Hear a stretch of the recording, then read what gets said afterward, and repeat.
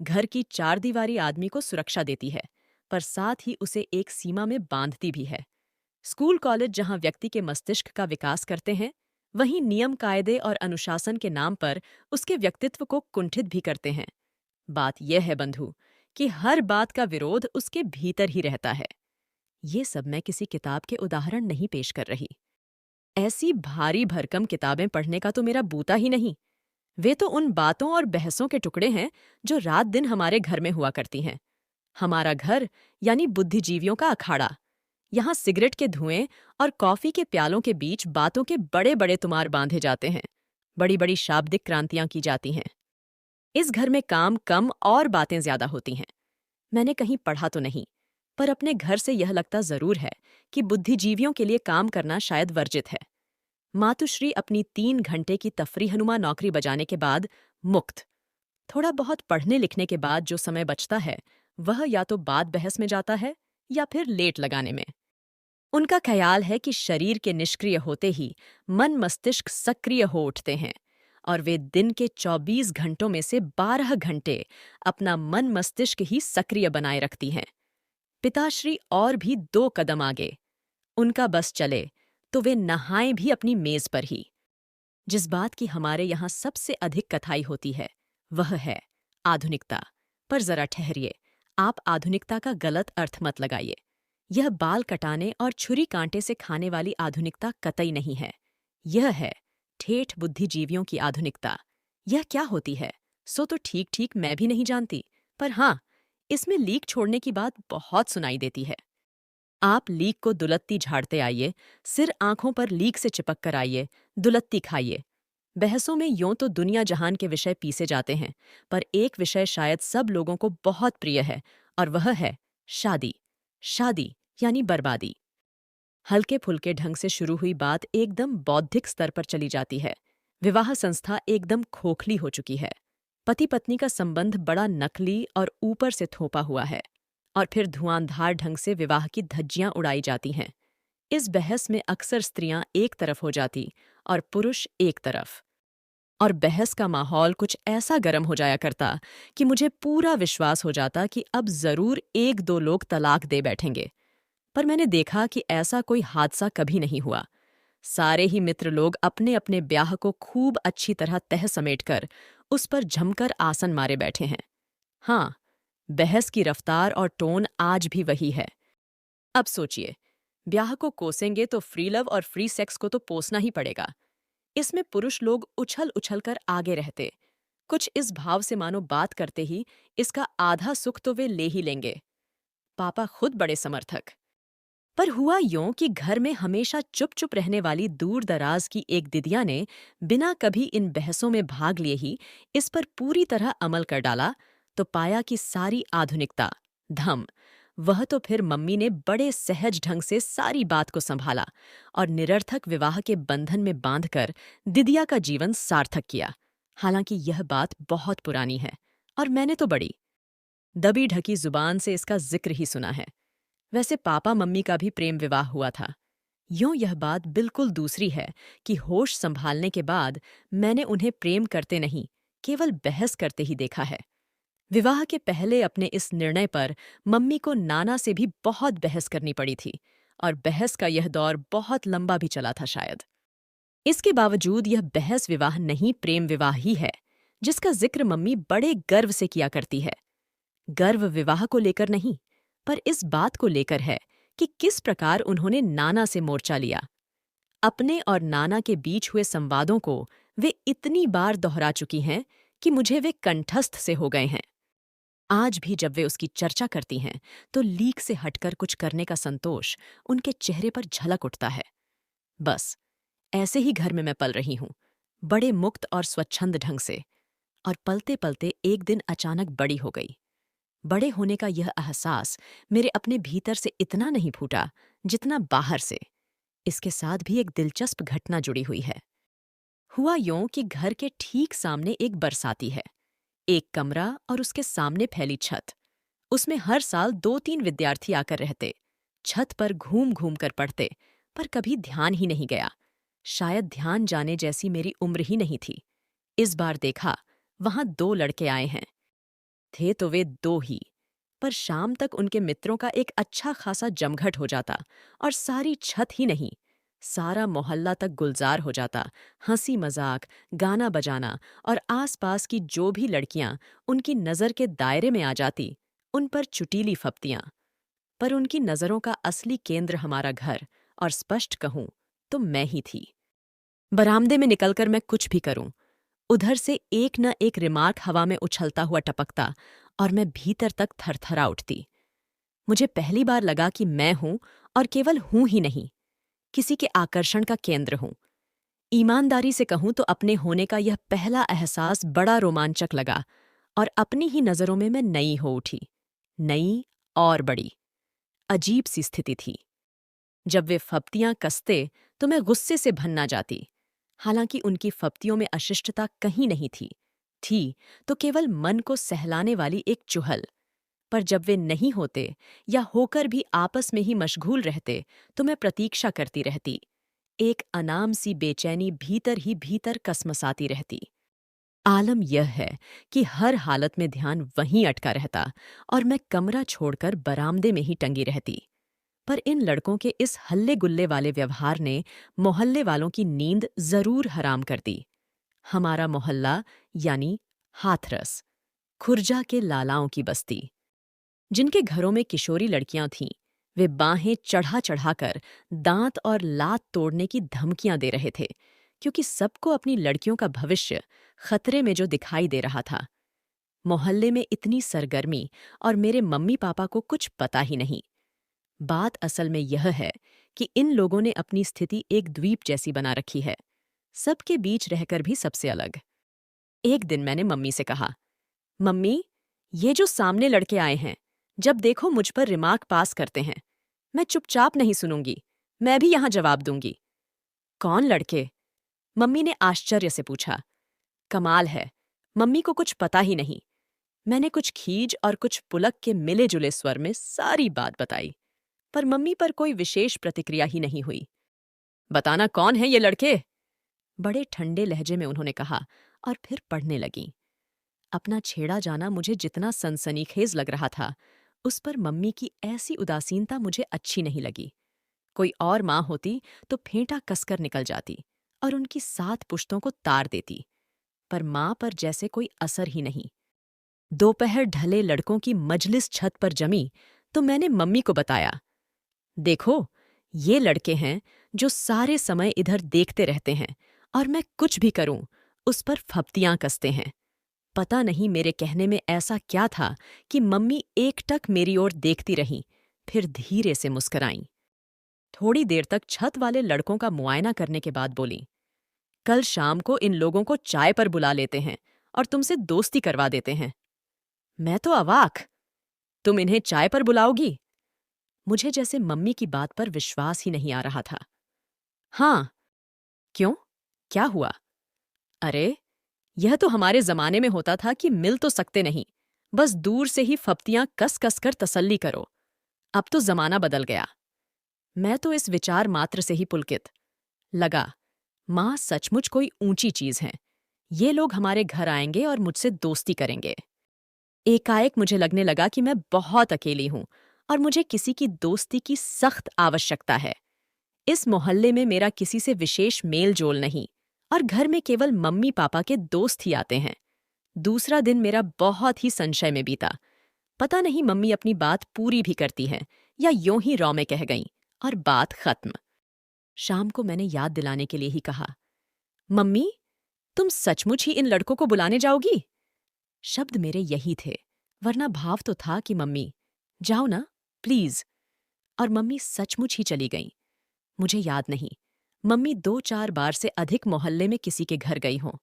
मैं सांस रोककर उनके लौटने की प्रतीक्षा करती रही।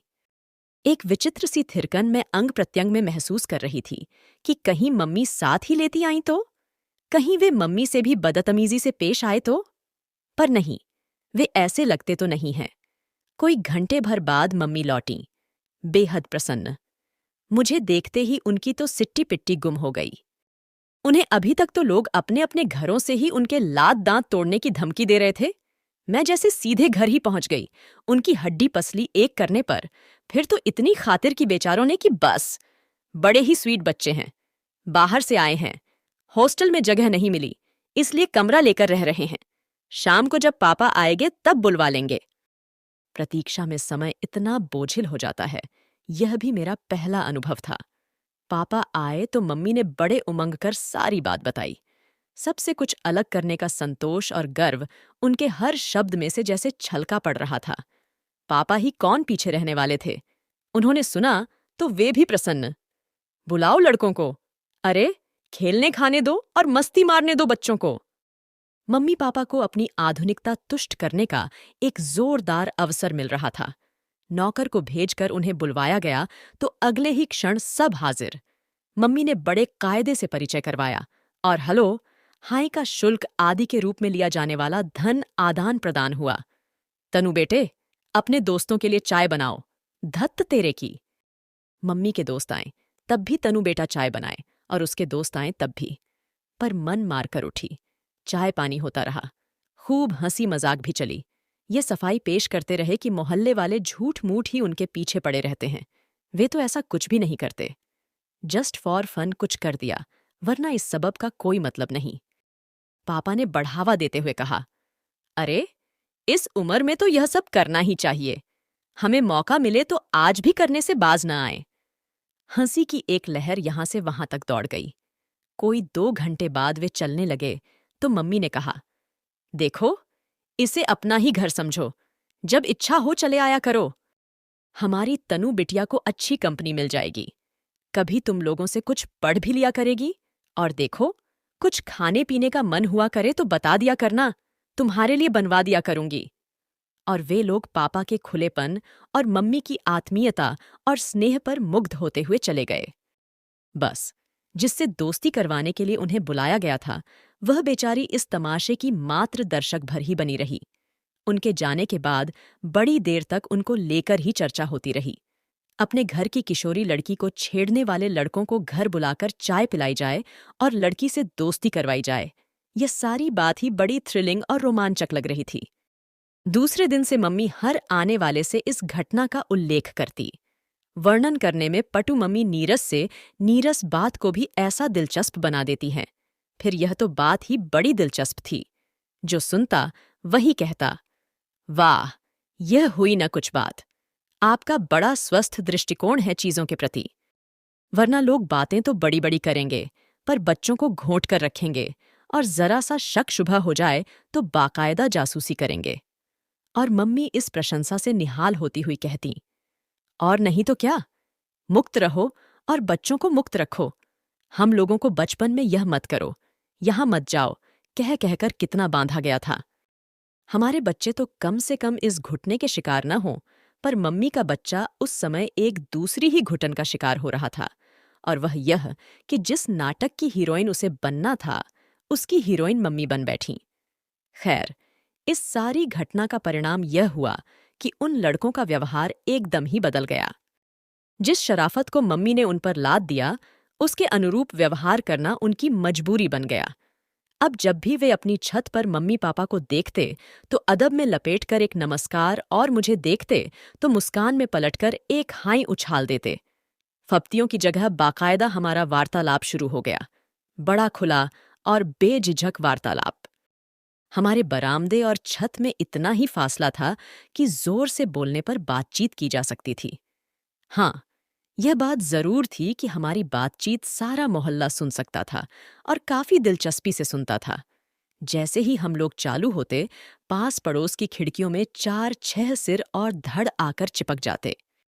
मोहल्ले में लड़कियों के प्रेम प्रसंग न हों, ऐसी बात तो थी नहीं। बाकायदा लड़कियों के भागने तक की घटनाएं घट चुकी थीं, पर वह सब कुछ बड़े गुप्त और छिपे ढंग से होता था। और मोहल्ले वाले जब अपनी पैनी नजरों से ऐसे किसी रहस्य को जान लेते थे तो बड़ा संतोष उन्हें होता था। पुरुष मूंछों पर ताव देकर और स्त्रियां हाथ नचा नचाकर खूब नमक मिर्च लगाकर इन घटनाओं का यहां से वहां तक प्रचार करतीं, कुछ इस भाव से कि अरे, हमने दुनिया देखी है, हमारी आंखों में कोई नहीं धूल झोंक सकता। पर यहां स्थिति ही उलट गई थी। हमारी वार्तालाप इतने खुलेआम होता था कि लोगों को खिड़कियों की ओट में छिप छिप कर देखना सुनना पड़ता था, और सुनकर भी ऐसा कुछ उनके हाथ नहीं लगता था जिससे वे कुछ आत्मिक संतोष पाते। पर बात को बढ़ना था, और बात बढ़ी। हुआ यह कि धीरे धीरे छत की मजलिस मेरे अपने कमरे में जमने लगी। रोज ही कभी 2 तो कभी 3 या 4 लड़के आकर जम जाते, और दुनिया भर के हंसी मजाक और गपशप का दौर चलता। गाना बजाना भी होता, और चाय पानी भी। शाम को मम्मी पापा के मित्र आते तो इन लोगों में से कोई न कोई बैठा ही होता। शुरू में जिन लोगों ने मुक्त रहो और मुक्त रखो की बड़ी प्रशंसा की थी, उन्होंने मुक्त रहने का जो रूप देखा तो उनकी आंखों में भी कुछ अजीब सी शंकाएं तैरने लगीं। मम्मी की एकाध मित्र ने दबी जुबान में कहा भी, तनु तो बड़ी फास्ट चल रही है। मम्मी का अपना सारा उत्साह मंद पड़ गया था, और लीक से हटकर कुछ करने की थ्रिल पूरी तरह झड़ चुकी थी। अब तो उन्हें इस नंगी सच्चाई को झेलना था कि उनकी निहायत कच्ची और नाजुक उम्र की लड़की 3-4 लड़कों के बीच घिरी रही है। और मम्मी की स्थिति यह थी कि वे न इस स्थिति को पूरी तरह स्वीकार कर पा रही थीं, और न अपने ही द्वारा बड़े जोश में शुरू किए इस सिलसिले को नकार ही पा रही थीं। आखिर एक दिन उन्होंने मुझे अपने पास बिठाकर कहा, तनु बेटे, ये लोग रोज रोज यहां आकर जम जाते हैं। आखिर तुमको पढ़ना लिखना भी तो है। मैं तो देख रही हैं कि इस दोस्ती के चक्कर में तेरी पढ़ाई लिखाई सब चौपट हुई जा रही है।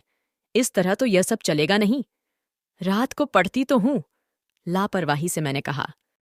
खाक पड़ती है रात को, समय ही कितना मिलता है। और फिर यह रोज रोज की धमा चौकड़ी मुझे वैसे भी पसंद नहीं। ठीक है, 4-6 दिन में कभी आ गए, गपशप कर ली, पर यहां तो एक न एक रोज ही डटा रहता है। मम्मी के स्वर में आक्रोश का पुट गहराता जा रहा था। मम्मी की यह टोन मुझे अच्छी नहीं लगी, पर मैं चुप। तू तो उनसे बहुत खुल गई है। कह दे कि वे लोग भी बैठकर पढ़े और तुझे भी पढ़ने दें, और तुझसे न कहा जाए तो मैं कह दूंगी। पर किसी के भी कहने की नौबत नहीं आई। कुछ तो पढ़ाई के डर से, कुछ दिल्ली के दूसरे आकर्षणों से खिंचकर हॉस्टल वाले लड़कों का आना कम हो गया। पर सामने के कमरे से शेखर रोज ही आ जाता, कभी दोपहर में तो कभी शाम को। 3-4 लोगों की उपस्थिति में उसकी जिस बात पर मैंने ध्यान नहीं दिया, वही बात अकेले में सबसे अधिक उजागर होकर आई। वह बोलता कम था, पर शब्दों के परे बहुत कुछ कहने की कोशिश करता था, और एकाएक ही मैं उसकी अनकही भाषा समझने लगी थी। केवल समझने ही नहीं लगी थी, प्रत्युत्तर भी देने लगी थी। जल्दी ही मेरी समझ में आ गया कि शेखर और मेरे बीच प्रेम जैसी कोई चीज पनपने लगी है। यूं तो शायद मैं समझ ही नहीं पाती, पर हिंदी फिल्में देखने के बाद इसको समझने में खास मुश्किल नहीं हुई। जब तक मन में कहीं कुछ नहीं था, सब कुछ बड़ा खुला था, पर जैसे ही कुछ हुआ तो उसे औरों की नज़र से बचाने की इच्छा भी साथ ही आई। जब कभी दूसरे लड़के आते तो सीढ़ियों से ही शोर करते आते, जोर जोर से बोलते, लेकिन शेखर जब भी आता रेंगता हुआ आता, और फुसफुसाकर हम बातें करते। वैसे बातें बहुत ही साधारण होती थीं, स्कूल की, कॉलेज की, पर फुसफुसाकर करने में ही वे कुछ विशेष लगती थीं। प्रेम को कुछ रहस्यमय, कुछ गुपचुप बना दो तो वह बड़ा थ्रिलिंग हो जाता है, वरना तो एकदम सीधा सपाट। पर मम्मी के पास घर और घर वालों के हर रहस्य को जान लेने की एक छठी इंद्रिय है, और जिससे पापा भी काफी त्रस्त रहते हैं, उससे उन्हें यह सब समझने में जरा भी देर नहीं लगी। शेखर कितना ही दब छिप कर आता, और मम्मी घर के किसी कोने में होती, फट से प्रकट हो जाती, या फिर वहीं से पूछती, तनु, कौन है तुम्हारे कमरे में? मैंने देखा कि शेखर के इस रवैये से मम्मी के चेहरे पर एक अजीब सी परेशानी झलकने लगी है। पर मम्मी इस बात को लेकर यूं परेशान हो उठेंगी, यह मैं सोच भी नहीं सकती थी। जिस घर में रात दिन तरह तरह के प्रेम प्रसंग ही पीसे जाते रहे हों, कुंवारों के प्रेम प्रसंग, विवाहितों के प्रेम प्रसंग, 2-3 प्रेमियों से एक साथ चलने वाले प्रेम प्रसंग, उस घर के लिए तो यह बात बहुत ही मामूली होनी चाहिए। जब लड़कों से दोस्ती की है तो एकाध से प्रेम भी हो ही सकता है। मम्मी ने शायद समझ लिया था कि यह सारी स्थिति आजकल की कलात्मक फिल्मों की तरह चलेगी, जिनकी वे बड़ी प्रशंसक और समर्थक हैं, पर जिनमें शुरू से लेकर आखिर तक कुछ भी सनसनीखेज घटता ही नहीं। जो भी हो, मम्मी की इस परेशानी ने मुझे भी कहीं हल्के से विचलित जरूर कर दिया। मम्मी मेरी माँ ही नहीं, मित्र और साथिन भी हैं। दो घनिष्ठ मित्रों की तरह ही हम दुनिया जहान की बातें करते हैं, हंसी मजाक करते हैं। मैं चाहती थी कि वे इस बारे में भी कोई बात करें, पर उन्होंने कोई बात नहीं की। बस जब शेखर आता तो वे अपनी स्वभावगत लापरवाही छोड़कर बड़े सहज भाव से मेरे कमरे के इर्द गिर्द ही मंडराती रहती। एक दिन मम्मी के साथ बाहर जाने के लिए मैं नीचे उतरी तो दरवाजे पर ही पड़ोस की एक भद्र महिला टकरा गई। नमस्कार और कुशल क्षेम के शुल्क आदि के रूप में लिया जाने वाला धन आदान प्रदान के बाद वे बात के असली मुद्दे पर आईं। ये सामने की छत वाले लड़के आपके रिश्तेदार हैं क्या? नहीं तो। अच्छा, शाम को रोज ही आपके घर बैठे रहते हैं, तो सोचा आपके जरूर कुछ लगते होंगे। तनु के दोस्त हैं। मम्मी ने कुछ ऐसी लापरवाही और निसंकोच भाव से यह वाक्य उछाला कि बेचारी तीर निशाने पर न लगने का गम लिए ही लौट गई। वे तो लौट गईं, पर मुझे लगा कि इस बात का सूत्र पकड़कर ही मम्मी अब जरूर मेरी थोड़ी धुनाई कर देंगी। कहने वाली का तो कुछ न बना, पर मेरा कुछ बिगाड़ने का हथियार तो मम्मी के हाथ में आ ही गया। बहुत दिनों से उनके अपने मन में भी कुछ उमड़ घुमड़ तो रहा ही है, पर मम्मी ने इतना ही कहा, लगता है इनके अपने घर में कोई धंधा नहीं है, जब देखो दूसरे के घर में चोंच गड़ाए रहते हैं। मैं आश्वस्त ही नहीं हुई, बल्कि मम्मी की ओर से हरा सिग्नल समझकर मैंने अपनी रफ्तार कुछ और तेज कर दी। पर इतना जरूर किया कि शेखर के साथ 3 घंटों में से 1 घंटा जरूर पढ़ाई में गुजारती। वह बहुत मन लगाकर पढ़ाता और मैं बहुत मन लगाकर पढ़ती। हाँ, बीच बीच में वह कागज की छोटी छोटी पर्चियों पर कुछ ऐसी पंक्तियां लिखकर थमा देता कि मैं भीतर तक झंझना जाती। उसके जाने के बाद भी उन पंक्तियों के वे शब्द, शब्दों के पीछे के भाव मेरी रग रग में सनसनाते रहते और मैं उन्हीं में डूबी रहती। मेरे भीतर अपनी ही एक दुनिया बनती चली जा रही थी, बड़ी भरी पूरी और रंगीन। आजकल मुझे किसी की जरूरत ही महसूस नहीं होती। लगता जैसे मैं अपने में ही पूरी हूं। हमेशा साथ रहने वाली मम्मी भी आउट होती जा रही है, और शायद यही कारण है कि इधर मैंने मम्मी पर ध्यान देना ही छोड़ दिया है। रोजमर्रा की बातें तो होती हैं, पर केवल बातें ही होती हैं, उसके परे कहीं कुछ नहीं। दिन गुजरते जा रहे थे और मैं अपने में ही डूबी, अपनी दुनिया में और गहरे ढंसती जा रही थी, बाहर की दुनिया से एक तरह से बेखबर सी। एक दिन स्कूल से लौटी, कपड़े बदले, शोर शराबे के साथ खाना मांगा, मीन मेख के साथ खाया, और जब कमरे में घुसी तो मम्मी ने लेटे लेटे ही बुलाया, तनु इधर आओ। पास आई तो पहली बार ध्यान गया कि मम्मी का चेहरा तमतमा रहा है। मेरा माथा ठनका। उन्होंने साइड टेबल पर से एक किताब उठाई और उसमें से कागज की 5-6 पर्चियां निकालकर सामने कर दी। तौबा! मम्मी से कुछ पढ़ना था तो जाते समय उन्हें अपनी किताब दे गई थी। गलती से शेखर की लिखी पर्चियां उसी में रह गईं। तो इस तरह चल रही है शेखर और तुम्हारी दोस्ती? यही पढ़ाई होती है यहां बैठकर, यही सब करने के लिए आता है वह यहां। मैं चुप। जानती हूं, गुस्से में मम्मी को जवाब देने से बढ़कर मूर्खता और कोई नहीं। तुमको छूट दी, आजादी दी, पर इसका यह मतलब तो नहीं कि तुम उसका नाजायज फायदा उठाओ। मैं फिर चुप। बिते भर की लड़की और करतब देखो इनके। जितनी छूट दो उतने ही पैर पसरते जा रहे हैं इनके। एक झापड़ दूंगी तो सारा रोमांस झड़ जाएगा 2 मिनट में। इस वाक्य पर मैं एकाएक तिलमिला उठी, तमक कर नजर उठाई और मम्मी की तरफ देखा। पर यह क्या, यह तो मेरी मम्मी नहीं है। न यह तेवर मम्मी का है, न यह भाषा। फिर भी ये सारे वाक्य बहुत परिचित से लगा यह सब मैंने कहीं सुना है, और सटाक से मेरे मन में कौंधा नाना। पर नाना को मरे तो कितने साल हो गए, ये फिर जिंदा कैसे हो गए? और वह भी मम्मी के भीतर, जो होश संभालने के बाद हमेशा उनसे झगड़ा ही करती रही, उनकी हर बात का विरोध ही करती रही। मम्मी का नानई लहजे वाला भाषण काफी देर तक चालू रहा, पर वह सब मुझे कहीं से भी छू नहीं रहा था। बस कोई बात झकझोर रही थी तो यही कि मम्मी के भीतर नाना कैसे आ बैठे, और फिर घर में एक विचित्र सा तनावपूर्ण मौन छा गया, खासकर मेरे और मम्मी के बीच। नहीं, मम्मी तो घर में रही ही नहीं, मेरे और नाना के बीच। मैं मम्मी को अपनी बात समझा भी सकती हूँ, उनकी बात समझ भी सकती हूँ, पर नाना मैं तो इस भाषा से भी अपरिचित हूँ और इस तेवर से भी बात करने का प्रश्न ही कैसे उठता। पापा जरूर मेरे दोस्त हैं, पर बिल्कुल दूसरी तरह के। शतरंज खेलना, पंजा लड़ाना और जो फरमाइश मम्मी पूरी न करें, उनसे पूरी करवा लेना। बचपन में उनकी पीठ पर लदी रहती थी और आज भी बिना किसी झिझक के उनकी पीठ पर लद कर अपनी हर इच्छा पूरी करवा लेती हूँ। पर इतने मई डियर दोस्त होने के बावजूद अपनी निजी बातें मैं मम्मी के साथ ही करती आई हूँ। और वहां एकदम सन्नाटा। मम्मी को पटखनी देकर नाना पूरी तरह उन पर सवार जो हैं। शेखर को मैंने इशारे से ही लाल झंडी दिखा दी थी, सो वह भी नहीं आ रहा और शाम का समय है कि मुझसे काटे नहीं कटता। कई बार मन हुआ कि मम्मी से जाकर बात करूं और साफ साफ पूछूं कि तुम इतना बिगड़ क्यों रही हो। मेरी और शेखर की दोस्ती के बारे में जानती तो हो, मैंने तो कभी कुछ छिपाया नहीं, और दोस्ती है तो यह सब तो होगा ही। तुम क्या समझ रही थी कि हम भाई बहन की तरह? पर तभी ख्याल आता कि मम्मी है ही कहाँ, जिनसे जाकर यह सब कहूं। 4 दिन हो गए, मैंने शेखर की सूरत तक नहीं देखी। मेरे हल्के से इशारे से ही उस बेचारे ने तो घर क्या, छत पर आना भी छोड़ दिया। हॉस्टल में रहने वाले उसके साथी भी छत पर न दिखाई दिए, न घर ही आए। कोई आता तो कम से कम उसका हालचाल ही पूछ लेती। मैं जानती हूं, वह बेवकूफी की हद तक भावुक है। उसे तो ठीक से यह भी नहीं मालूम कि आखिर यहां हुआ क्या है।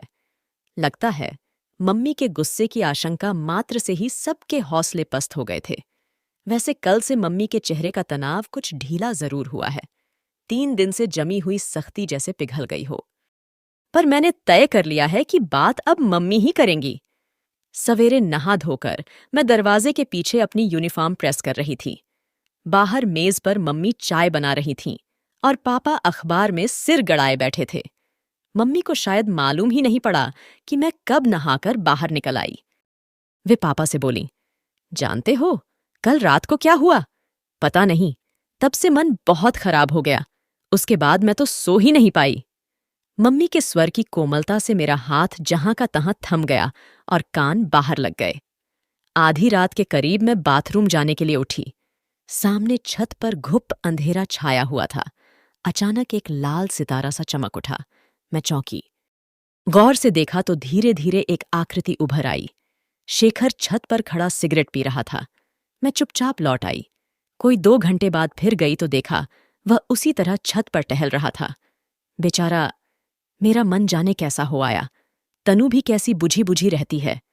फिर जैसे अपने को ही धिक्कारती सी बोली, पहले तो छूट दो और फिर जब आगे बढ़े तो खींचकर चारों खाने चित कर दो। यह भी कोई बात हुई भला? राहत की एक गहरी निश्वास मेरे भीतर से निकल पड़ी। जाने कैसा आवेग मन में उमड़ा कि इच्छा हुई दौड़कर मम्मी के गले से लग जाऊं। लगा जैसे अरसे के बाद मेरी मम्मी लौट आई हो। पर मैंने कुछ नहीं कहा। बस अब खुलकर बात करूंगी। 4 दिन से न जाने कितने प्रश्न मन में घुमड़ रहे थे। अब क्या? अब तो मम्मी हैं और उनसे तो कम से कम सब कहाँ पूछा जा सकता है। पर घर पहुंचकर जो देखा तो अवाक।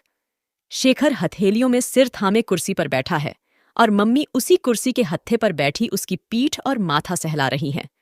मुझे देखते ही बड़े सहज स्वाभाविक स्वर में बोली, देखा इस पगले को? 4 दिन से ये साहब कॉलेज नहीं गए हैं, न ही कुछ खाया पिया है। अपने साथ इसका भी खाना लगवाना।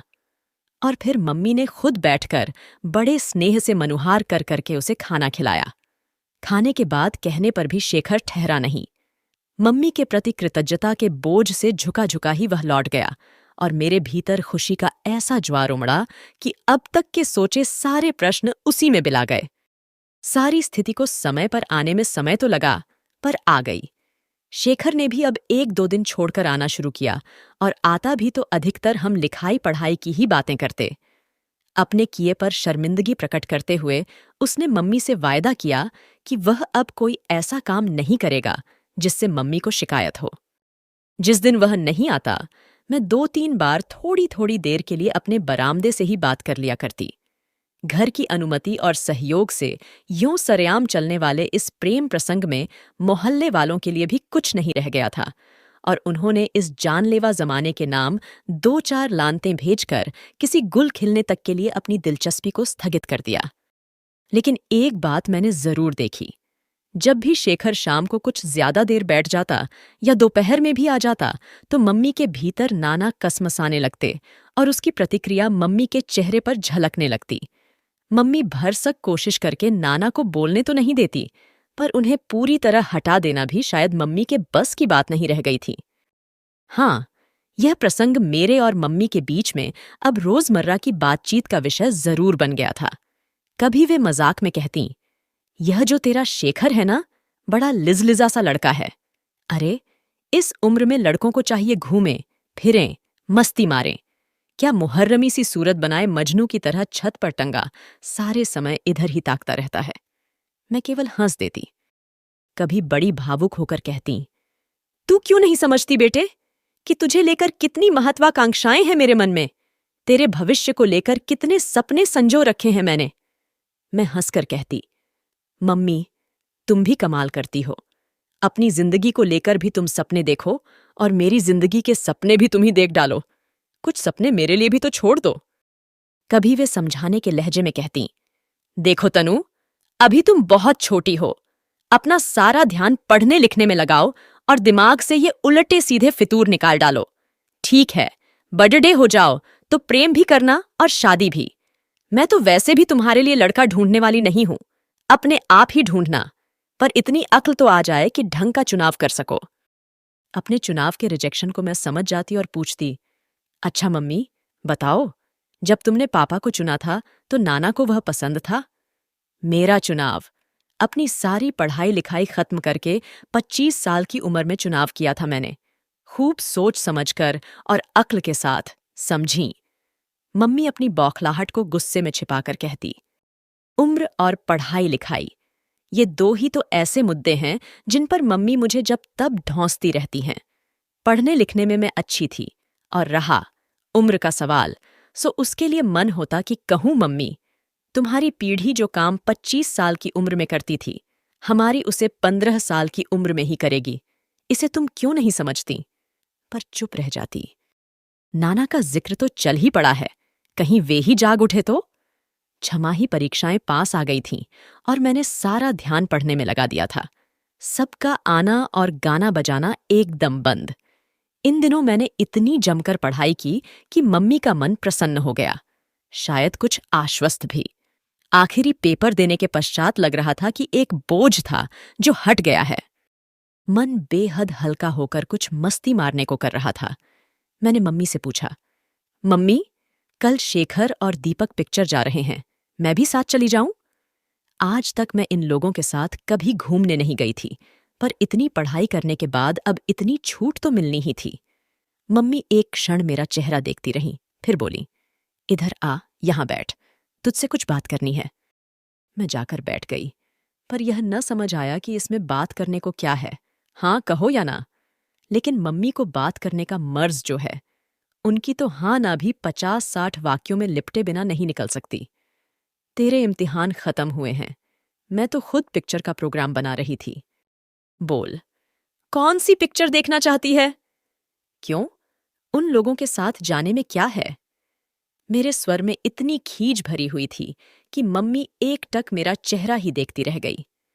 तनु, तुझे पूरी छूट दे रखी है बेटे, पर इतना ही तेज चल कि मैं भी साथ तो चल सकूं।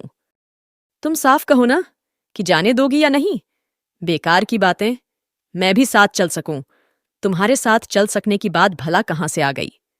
मम्मी ने पीठ सहलाते हुए कहा, साथ तो चलना ही पड़ेगा। कभी औंधे मुंह गिरी तो कोई उठाने वाला भी तो चाहिए ना। मैं समझ गई कि मम्मी नहीं जाने देंगी, पर इस तरह प्यार से मना करती है तो झगड़ा भी तो नहीं किया जा सकता। बहस करने का सीधा सा मतलब है कि उनका बघारा हुआ दर्शन सुनो, यानी 50 मिनट की एक क्लास। पर मैं कतई नहीं समझ पाई कि जाने में आखिर हर्ज क्या है। हर बात में नानुकुर। कहाँ तो कहती थी कि बचपन में यह मत करो, यहां मत जाओ, कहकर हमको बहुत डांटा गया था, और खुद अब वही सब कर रही हैं। देख लिया इनकी बड़ी बड़ी बातों को। मैं उठी और दंदनाती हुई अपने कमरे में आ गई। हाँ, एक वाक्य जरूर थमा आई, मम्मी जो चलेगा वह गिरेगा भी, और जो गिरेगा वह उठेगा भी, और खुद ही उठेगा, उसे किसी की जरूरत नहीं है। पता नहीं मेरी बात की उन पर प्रतिक्रिया हुई या उनके मन में ही कुछ जागा कि शाम को उन्होंने खुद शेखर और उसके कमरे पर आए तीनों चारों लड़कों को बुलवाकर मेरे ही कमरे में मजलिस जमवाई और खूब गरम गरम खाना खिलवाया। कुछ ऐसा रंग जमा कि मेरा दोपहर वाला आक्रोश धुल गया। इम्तिहान खत्म हो गए थे और मौसम सुहाना था। मम्मी का रवैया भी अनुकूल था, सो दोस्ती का स्थगित हुआ सिलसिला फिर शुरू हो गया और आजकल तो जैसे उसके सिवाय कुछ रह ही नहीं गया था। पर फिर एक झटका। उस दिन मैं अपनी सहेली के घर से लौटी तो मम्मी की सख्त आवाज सुनाई दी, तनु, इधर आओ तो। आवाज से ही लगा कि खतरे का सिग्नल है। एक क्षण को मैं सकते में आ गई। पास गई तो चेहरा पहले की तरह सख्त। तुम शेखर के कमरे पर जाती हो? मम्मी ने बंदूक दागी। समझ गई कि पीछे गली में से किसी ने अपना करतब कर दिखाया। कब से जाती हो? मन तो हुआ कि कहूं जिसने जाने की खबर दी है उसने बाकी बातें भी बता दी होंगी, कुछ जोड़ तोड़ कर ही बताया होगा। पर मम्मी जिस तरह भभक रही थीं, उसमें चुप रहना ही बेहतर समझा। वैसे मुझे मम्मी के इस गुस्से का कोई कारण समझ में नहीं आ रहा था। 2-3 बार यदि मैं थोड़ी देर के लिए शेखर के कमरे पर चली ही गई तो ऐसा क्या गुनाह हो गया। पर मम्मी का हर काम सकारण तो होता नहीं। बस, वे तो मूड पर ही चलती हैं। अजीब मुसीबत थी। गुस्से में मम्मी से बात करने का मतलब नहीं, और मेरी चुप्पी मम्मी के गुस्से को और भड़का रही थी। याद नहीं है, मैंने शुरू में ही तुम्हें मना कर दिया था कि तुम उनके कमरे पर कभी नहीं जाओगी। 3-3 घंटे वह यहां धूनी रमाकर बैठता है, उसमें जी भरा नहीं तुम्हारा? दुख, क्रोध और आतंक की परतें उनके चेहरे पर गहरी होती जा रही थीं, और मैं समझ ही नहीं पा रही थी कि कैसे उन्हें सारी स्थिति समझाऊं। वह तो बेचारे सामने वालों ने मुझे बुलाकर आगाह कर दिया। जानती है, यह सिर आज तक किसी के सामने झुका नहीं, पर वहां मुझसे आंख नहीं उठाई गई। मुंह दिखाने लायक मत रखना, हमको कभी भी। सारी गली में थू थू हो रही है, नाक कटाकर रख दी। गजब। इस बार तो सारा मोहल्ला ही बोलने लगा मम्मी के भीतर से। आश्चर्य है कि जो मम्मी आज तक अपने आसपास से बिल्कुल कटी हुई थीं, जिसका मजाक ही उड़ाया करती थीं, आज कैसे उसके सुर में सुर मिलाकर बोल रही हैं। मम्मी का भाषण बदस्तूर चालू, पर मैंने तो अपने कान के स्विच ही ऑन ऑफ कर लिए। जब गुस्सा ठंडा होगा, मम्मी अपने में लौट आएंगी तब समझा दूंगी। मम्मी, इस छोटी सी बात को तुम नाहक इतना टूल दे रही हो। पर जाने कैसी डोज लेकर आई हैं इस बार कि उनका गुस्सा ठंडा ही नहीं हो रहा, और हुआ यह है कि अब उनके गुस्से से मुझे गुस्सा चढ़ने लगा। फिर घर में एक अजीब सा तनाव बढ़ गया। इस बार मम्मी ने शायद पापा को भी सब कुछ बता दिया है। कहा तो उन्होंने कुछ नहीं, वे शुरू से ही इस सारे मामले में आउट ही रहे, पर इस बार उनके चेहरे पर भी एक अनकहा सा तनाव दिखाई दे रहा है। कोई 2 महीने पहले जब इस तरह की घटना हुई थी तो मैं भीतर तक सहम गई थी, पर इस बार मैंने तय कर लिया है कि इस सारे मामले में मम्मी को यदि नाना बनकर ही व्यवहार करना है तो मुझे भी फिर मम्मी की तरह ही मोर्चा लेना होगा उनसे, और मैं जरूर लूंगी। दिखा तो दूं कि मैं तुम्हारी ही बेटी हूं और तुम्हारे ही नक्शो कदम पर चली हूं। खुद तो लीक से हटकर चली थीं। सारी जिंदगी इस बात की घुट्टी पिलाती रहीं, पर मैंने जैसे ही अपना पहला कदम रखा, घसीटकर मुझे अपनी ही खींची लीक पर लाने के दंद फंद शुरू हो गए। मैंने मन में ढेर ढेर तर्क सोच डाले कि एक दिन बाकायदा मम्मी से बहस करूंगी। साफ साफ कहूंगी कि मम्मी, इतने ही बंधन लगाकर रखना था तो शुरू से वैसे पालती। क्यों झूठ मूठ आजादी देने की बातें करती सिखाती रहीं। पर इस बार मेरा भी मन सुलग कर इस तरह राख हो गया था कि मैं गुमसुम सी अपने ही कमरे में पड़ी रहती। मन बहुत भर आता तो रो लेती। घर में सारे दिन हंसती खिलखिलाती रहने वाली मैं एकदम चुप होकर अपने में ही सिमट गई थी। हाँ, एक वाक्य जरूर बार बार दोहरा रही थी, मम्मी, मुझे अच्छी तरह समझ लो कि मैं भी अपने मन की ही करूंगी। हालांकि मेरे मन में क्या है इसकी कोई भी रूपरेखा मेरे सामने न थी। मुझे नहीं मालूम कि इन 3-4 दिनों में बाहर क्या हुआ। घर बाहर की दुनिया से कटी, अपने ही कमरे में सिमटी, मैं मम्मी से मोर्चा लेने के दांव सोच रही थी। पर आज दोपहर मुझे कतई कतई अपने कानों पर विश्वास नहीं हुआ जब मैंने मम्मी को अपने बरामदे से ही चिल्लाते हुए सुना, शेखर, कल तो तुम लोग छुट्टियों में अपने घर चले जाओगे, आज अपने दोस्तों के साथ खाना इधर ही खाना। नहीं जानती किस जद्दोजहद से गुजरकर मम्मी इस स्थिति पर पहुंची होंगी। और रात को शेखर, दीपक और रवि के साथ खाने की मेज पर डटा हुआ था। मम्मी उतने ही प्रेम से खाना खिला रही थी। पापा वैसे ही खुले ढंग से मजाक कर रहे थे, मानो बीच में कुछ घटा ही न हो। अगल बगल की खिड़कियों में 2-4 सिर चिपके हुए थे। सब कुछ पहले की तरह बहुत सहज स्वाभाविक हो उठा था। केवल मैं इस सारी स्थिति से एकदम तटस्थ होकर यही सोच रही थी कि नाना पूरी तरह नाना थे, 100%, और इसी से मम्मी के लिए लड़ना कितना आसान हो गया होगा। पर इन मम्मी से लड़ा भी कैसे जाए, जो एक पल नाना होकर जीती हैं तो एक पल मम्मी होकर। यह कहानी यहीं खत्म होती है। और हाँ, अगर आप कोई अपने पसंद की कहानी सुनना चाहते हैं तो कमेंट में ज़रूर बताइए, मैं कोशिश करूंगी। और प्लीज़ लाइक और सब्सक्राइब करना मत भूलिएगा। सुनने के लिए धन्यवाद।